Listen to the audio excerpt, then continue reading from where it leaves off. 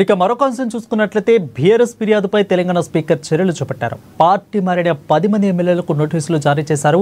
Party మారిన ఎమ్మెల్యేలకు speaker కార్యాలయం నోటీసులు పంపించింది. అధిక బీఆర్ఎస్ ఫిర్యాదులపై వివరణ ఇవ్వాలి ఉంది. అధిక సుప్రీం తీర్పు మేరకు స్పీకర్ విచారణ చేపట్టనున్నట్లు తెలుస్తా ఉంది.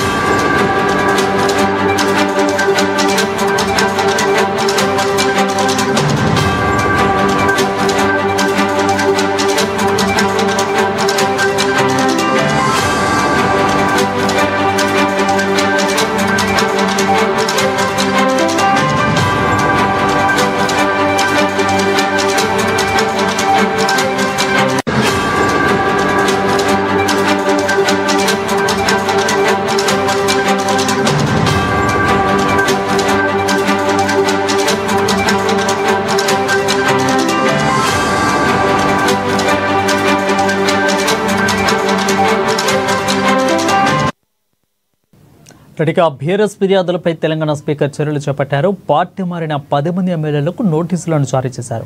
పార్టీ మారిన ఎమ్మెల్యేలకు స్పీకర్ కార్యాలయం నుంచి నోటీసులు పంపించింది. దీనిపై మరింత సమాచారం అందించడానికి మా ప్రతినిధి రమేష్ ఫోన్ ద్వారా సిద్ధంగా ఉన్నారు. రమేష్, చెప్పండి, ఎలాంటి అవకాశాలు కనిపిస్తూ ఉన్నాయి? అంటే ఎలాంటి చర్యలు? ప్రస్తుతానికైతే నోటీసులు మాత్రమే పంపించారు, అది కూడా సుప్రీంకోర్టు ఆదేశాల మేరకు. సో ఎలా ఉండిపోతుంది? స్పీకర్ ఇంకా ఫర్దర్గా ఎలాంటి చర్యలు తీసుకునే అవకాశాలు ఉన్నాయి?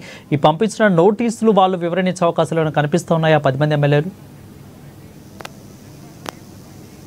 బీఆర్ఎస్ పార్టీ నుంచి కాంగ్రెస్ లో చేసినట్టుగా ప్రచారంలో ఉన్నటువంటి ఎమ్మెల్యేలకు స్పీకర్ గడ్డం ప్రసాద్ నోటీసులు జారీ చేశారు. వరుణ్, ముఖ్యంగా పార్టీ ఫిరాయింపుల నేపథ్యంలో ఏదైతే ప్రజా ప్రాతినిధ్య చట్టం అట్లాగే కాన్స్టిట్యూషన్ పీపుల్స్ రిప్రజెంటేషన్ యాక్ట్ ప్రకారం ఏదైతే వీళ్ళు పార్టీ మారారు, వీరిపై అనర్హత వేటు వేయాలి అనే విధంగా కూడా స్పీకర్ కు గతంలో కోరినప్పటికీ తర్వాత సుప్రీంకోర్టును కూడా బీఆర్ఎస్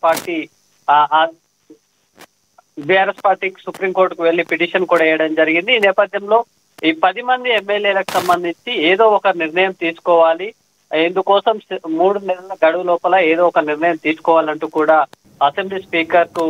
తెలంగాణ అసెంబ్లీ స్పీకర్ కు సుప్రీంకోర్టు డైరెక్షన్ ఇచ్చింది. ఈ నేపథ్యంలో కడియం శ్రీహరి, దానం నాగేందర్, అట్లాగే పోచారం శ్రీనివాస్ రెడ్డి, సంజయ్ కుమార్, తెల్లం వెంకట్రావు, ఇట్లా ప్రకాష్ గౌడ్, గూడెం మైపాల్ రెడ్డిపై వీళ్ళందరికీ కూడా 10 మందికి నోటీసులు కూడా స్పీకర్ జారీ చేయడం జరిగింది. స్పీకర్ నోటీసులు అందాయని కూడా ఇప్పటికే గద్వాల ఎమ్మెల్యే బండ్ల కృష్ణమోహన్ రెడ్డి కూడా కన్ఫర్మ్ చేయడం జరిగింది. దీనిపై ఆయన తన నిపుణులతోటి ఎవరైతే లీగల్ అడ్వైస్ తీసుకొని స్పందిస్తానని కూడా చెప్పడం జరిగింది. ఈ నోటీసులకు సంబంధించి వారం రోజుల్లో రిప్లై ఇవ్వాలని కూడా స్పీకర్ కోరినట్టుగా మనకు తెలుస్తుంది.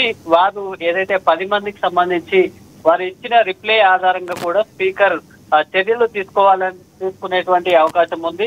ఏదైతే కాంగ్రెస్ పార్టీలో చేరినట్టుగా ఎవరికి సంబంధించినటువంటి ఏదైతే లిఖితపూర్వకంగా కానీ కన్స్ట్రక్టివ్ ఎవిడెన్స్ అయితే లేదు. కానీ వీరి 10 మందిలో మాత్రం దానం నాగేందర్ కాంగ్రెస్ బీఆర్ఎస్ పార్టీ నుంచి మారిన తర్వాత కాంగ్రెస్ బీఫారం పై సికింద్రాబాద్ ఎంపీగా పోటీ చేయడం జరిగింది. ఆయనకు మాత్రం లీగల్ గా సమస్య అయితే తప్పకపోవచ్చు. కానీ మిగతా 9 మంది ఎమ్మెల్యేలు అయితే పార్టీ వాళ్ళు కూడా చెప్పడం జరిగింది. అఫీషియల్ ప్రోగ్రామ్ లో జరిగిన సందర్భంలో వారితో మేము కలిసి వెళ్ళాం తప్ప మేము పార్టీ మారలేదు అనే స్టేట్మెంట్ కూడా వాళ్ళు ఇస్తూ వస్తున్నారు. అయితే స్పీకర్ కు లిఖిత పూర్వకంగా ఏమని రాసిస్తారు? బీఆర్ఎస్ లోనే ఉన్నామని చెప్తారా, లేదా కాంగ్రెస్ లో చేరినట్టుగా అంగీకరిస్తారా అనే అంశం ఆధారంగా కూడా స్పీకర్ చర్యలు తీసుకునేటువంటి అవకాశం కూడా కనిపిస్తుంది. ఒకవేళ తాము బీఆర్ఎస్ లో ఉన్నాము అంటూ వాళ్ళు క్లెయిమ్ చేసుకుంటే కనుక స్పీకర్ కు చర్యలు తీసుకునేటువంటి అవకాశం కూడా ఉండకపోవచ్చు. రైట్ రమేష్, అయితే పూర్తి యొక్క వ్యవహారం మీద అంటే నోటీసులు పంపించిన యొక్క వ్యవహారం మీద ఇటు బీఆర్ఎస్ నేతలు ఏమంటున్నారు? ఆల్రెడీ వాళ్ళే కాబట్టి ఈ కోర్టులో సబ్మిట్ చేసింది, కోర్టులో వీళ్ళే కాబట్టి పిటిషన్ వేసింది. సో ఎలా ఉండబోతుంది అంటే బీఆర్ఎస్ నేతలు దీని మీద అసలు ఏమంటున్నారు? అంటే నోటీసులతో సరిపెడతారా, లేదంటే ఇంకేమైనా చర్యలు తీసుకునే అవకాశాలు ఉన్నట్లు ఏమైనా తెలుస్తా ఉందా అని బీఆర్ఎస్ నేతలు ఏమన్నా అంటున్నారా? లేదంటే వాళ్ళ మాట ఏంటి అసలు బీఆర్ఎస్ నేతల మాట? బీఆర్ఎస్ పార్టీకి సంబంధించి చాలా క్లియర్ గా కాంగ్రెస్ ప్రభుత్వం ఏర్పడిన తర్వాత ఈ కేసులో ఉన్నటువంటి 10 మంది ఎమ్మెల్యేలు కూడా పార్టీ మారారు. వాళ్ళు ప్రభుత్వ కార్యక్రమాలతో పాటు కాంగ్రెస్ కండువాను కూడా కప్పుకున్నట్టు విజువల్స్ కానీ ఫోటోలు కానీ ఇవన్నీ ఉన్నాయి. ఈ నేపథ్యంలో వారిపై అనర్హత వేటు వేయాలి అనేది కూడా బీఆర్ఎస్ చాలా కాలంగా డిమాండ్ చేస్తూ వస్తుంది. ముఖ్యంగా ఏదైతే పీపుల్స్ రిప్రజెంటేషన్ యాక్ట్ ప్రకారం ఒకే పార్టీకి సంబంధించినటువంటి 2/3 మెంబర్స్ ఆ పార్టీ మారితే తప్ప అంతకంటే తక్కువ మంది ఎమ్మెల్యేలు పార్టీ మారితే మాత్రం వాళ్ళు వ్యక్తిగతంగా పార్టీ మారినట్టుగా గుర్తించాల్సి ఉంటుంది. ఆ పార్టీ ప్రోటోకాల్ ప్రకారం అయితే వారిపై అనర్హత వేటు వేసేందుకు కూడా అవకాశం ఉంటుంది. కాబట్టి ఆ క్లాజ్ ను ఉపయోగించుకొని బీఆర్ఎస్ పార్టీ గతంలో స్పీకర్ కు కూడా ఫిర్యాదు చేయడం జరిగింది. ఆ స్పందన రాని నేపథ్యంలో ఈ వివాదం అయితే సుప్రీంకోర్టు వరకు కూడా చేరింది. సుప్రీంకోర్టు కూడా చాలా క్లియర్ గా డైరెక్షన్ ఇచ్చింది. తాను ఎటువంటి కాల పరిమితి లేదు అనే ఒక ఏదైతే క్లాజ్ ఉందో దాన్ని బెనిఫిట్ తీసుకొని స్పీకర్ ఈ విధంగా వ్యవహరించకూడదు. ఖచ్చితంగా గతంలో సుప్రీంకోర్టు ఇచ్చినటువంటి కేసులు కానీ వివిధ రాష్ట్రాలకు సంబంధించినటువంటి హైకోర్ట్స్ డైరెక్షన్స్ కూడా ఉన్నాయి ఇదే అంశానికి సంబంధించి. అందులో చాలా క్లియర్ గా ఉంది. కాలం అనేది ఖచ్చితంగా ఒక నిర్ణయం, ఒక టైం పీరియడ్ లో నిర్ణయం తీసుకోవాలి. అట్లా లేని నేపథ్యాన్ని తమకు అనుకూలంగా మలుచుకోవద్దంటూ కూడా సుప్రీంకోర్టు ఆదేశించింది. ఖచ్చితంగా 3 నెలల లోపల అంటే గత నెలలో జూలై చివరి వారంలో ఈ కోర్టుకు సంబంధించినటువంటి డైరెక్షన్ వచ్చింది. సుమారు సెప్టెంబర్ చివరి ఆఖరికి దీనిపై ఏదో ఒక అంశం తేల్చాలి. స్పీకర్ తన విచక్షణ అధికారాన్ని ఉపయోగించుకొని నిర్ణయం తీసుకోవాలి. వాళ్ళని అనర్హత వేటు వేయడమా లేదా అదే వాళ్ళు పార్టీ మారలేదు అంటూ క్లెయిమ్ చేయడం అయినా ఉండాలి. ఏదో ఒకటి అయితే కంపల్సరీ నిర్ణయం తీసుకోవాలనేది సుప్రీంకోర్టు డైరెక్షన్ ఇచ్చిన నేపథ్యంలో ఈ నోటీసులు అయితే ఇష్యూ చేయడం జరిగింది. నోటీసులకు 10 మంది ఎమ్మెల్యేలు కూడా వాళ్ళు లిఖిత పూర్వకంగా కూడా ఇవ్వాల్సి ఉంటుంది. రిటర్న్ గా స్పీకర్ కు ఇచ్చిన రిప్లై ఆధారంగా మాత్రమే చర్యలు ఉంటాయి. ఒకవేళ బీఆర్ఎస్ పార్టీలో తాము లేము, కాంగ్రెస్ లో చేరామను అంగీకరిస్తే మాత్రం దానికి ఏదైతే క్లాజ్ ఉంటుందో వారిపై అనర్హత వేటు వేసేందుకు అవకాశం కూడా ఉంటుంది. కానీ ఇప్పటికైతే ఆ 10 మంది ఎమ్మెల్యేలు తాము కాంగ్రెస్ లో చేరినట్టయితే ఇక్కడ అంగీకరించలేదు. కానీ ఇప్పుడు సుప్రీంకోర్టు పర్యవేక్షణలో ఈ వివాదం అంతా కూడా నడుస్తున్న నేపథ్యంలో ఖచ్చితంగా రిటర్న్ గా అసెంబ్లీ స్పీకర్ కు వారు ఏ పార్టీలో ఉన్నారు లేదా పార్టీ మారితే దానికి సంబంధించిన అంశాలను కూడా పేర్కొనాల్సి ఉంటుంది. కాబట్టి ఆ 10 మంది విడివిడిగా ఇచ్చేటువంటి రిప్లై ఆధారంగా మాత్రమే స్పీకర్ చర్యలు తీసుకుంటారు. ఆ స్పీకర్ ఏదైతే చర్యలు తీసుకోవడమా లేదు వారు పార్టీ మారలేదు, పార్టీ మారినట్టుగా ఇక్కడ ఏది ఎవిడెన్స్ లేదు అని ఏదైనా ఉంటే కనుక అదే అంశాన్ని సుప్రీంకోర్టుకు అయితే వివరించేటువంటి అవకాశం ఉంటుంది. ఆ తర్వాత మాత్రమే బీఆర్ఎస్ పార్టీ ఏ విధంగా స్పందిస్తుంది అనేది కూడా తేలాల్సి ఉంటుంది. రైట్, అయితే స్పీకర్ దీని మీద గడువు ఏమన్నా విధించారా? అంటే వివరణ ఇవ్వాల్సింది గడువులోగా ఇవ్వాలి అంటూ ఏమన్నా ఎవరైతే 10 మంది పార్టీ మారారో వారికి ఏమన్నా గడువును విధించారా? ఏమన్నా తెలుస్తా ఉందా రమేష్? స్పీకర్ వీరికి ఇచ్చినటువంటి నోటీసులు వారం రోజుల్లో ఈ నోటీసులకు సంబంధించి రిప్లై ఇవ్వాలి అని కూడా పేర్కొన్నట్టుగా మనకు సమాచారం ఉంది.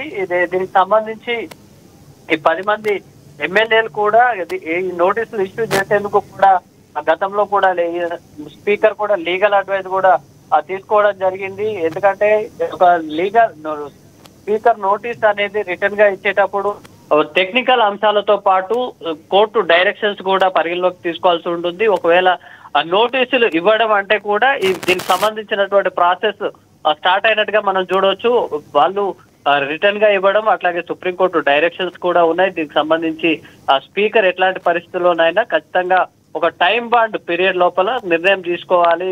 ఏదైతే క్లాజులు కొన్నిటిని స్పెసిఫిక్ గా లేని సందర్భంలో వాటికి అధికార పార్టీకి అనుకూలంగా ఉపయోగించుకుంటున్నారనే ఆరోపణలు కూడా సుప్రీంకోర్టు ఈ కేసు విషయంలో చెప్పింది. ఈ నేపథ్యంలోనే ఖచ్చితంగా వారం రోజుల్లో నోటీసులకు రిప్లై ఇవ్వాలి అని కోరినట్టుగా కూడా తెలుస్తుంది. అయితే నోటీసులు అందిన విషయాన్ని అయితే ఇప్పటికే ఒక ఎమ్మెల్యే అంగీకరించారు. కానీ టైం పీరియడ్ కి సంబంధించి కానీ లేదా ఎట్లా స్పందిస్తామనే అంశాలపై కూడా ఇతర ఎమ్మెల్యేలు అయితే ఇంకా మాట్లాడినటువంటి పరిస్థితి ఉంది. కానీ నోటీసులు అందినంత వరకు అయితే ఖచ్చితమైనటువంటి సమాచారం, అట్లాగే ఈ రిప్లై కూడా వారం రోజుల్లో ఇవ్వాలి అనేది ఉంది. కాబట్టి ఇంకా కొంచెం ఒక పొడిగించుకునేందుకు కొంత ఎమ్మెల్యేలకు వెసులుబాటు ఉండొచ్చు. కానీ ఏదో ఒక సందర్భంలో మాత్రం ఖచ్చితంగా వారు తమ పార్టీ మారామా లేదా అనే అంశాన్ని ఖచ్చితంగా స్పీకర్ కి అయితే రిటర్న్ గా రాసిచ్చి ఇవ్వాల్సి ఉంటుంది. అట్లాగే తమపై అనర్హత వేటుకు సంబంధించి కూడా ఎందుకు వేయకూడదు అనే అంశాన్ని కూడా వాళ్ళు అందులో పేర్కొనాల్సి ఉంటుంది. వారు ఇచ్చిన రిప్లై ఆధారంగా మాత్రమే స్పీకర్ వాటిని పరిశీలించి అనర్హత వేటు వేయడమా లేదా అనే అంశాన్ని కూడా ఒక నిర్ణయం తీసుకొని అదే రిప్లైని సుప్రీంకోర్టుకి ఇవ్వాల్సి ఉంటుంది. అంటే ఒకవేళ తాము ఎవరిపై ఒకవేళ వాళ్ళంతా బీఆర్ఎస్ పార్టీలోనే ఉన్నాము, అనర్హతగా చేయడానికి ఎట్లాంటి అవకాశం లేదు అనే రిప్లై ఇచ్చారనుకుంటే స్పీకర్ దానిపై సంతృప్తి చెందిన పరిస్థితులలో ఎవరిపై చర్యలు తీసుకోలేదు, సో అండ్ సో కాజ్ కింద అని సుప్రీంకోర్టుకి అయితే ఆయన చెప్పాల్సి ఉంటుంది. సేమ్ టైం చర్యలు తీసుకున్న విషయంలో మాత్రం ఒకవేళ అనర్హత వేటు ఎవరిపైన వేస్తే కనుక దానికి సంబంధించినటువంటి అంశాన్ని కూడా పేర్కొని సుప్రీంకోర్టుకు రిప్లై ఇవ్వాల్సి ఉంటుంది. Varun, right, thank you Ramesh for the clear updates.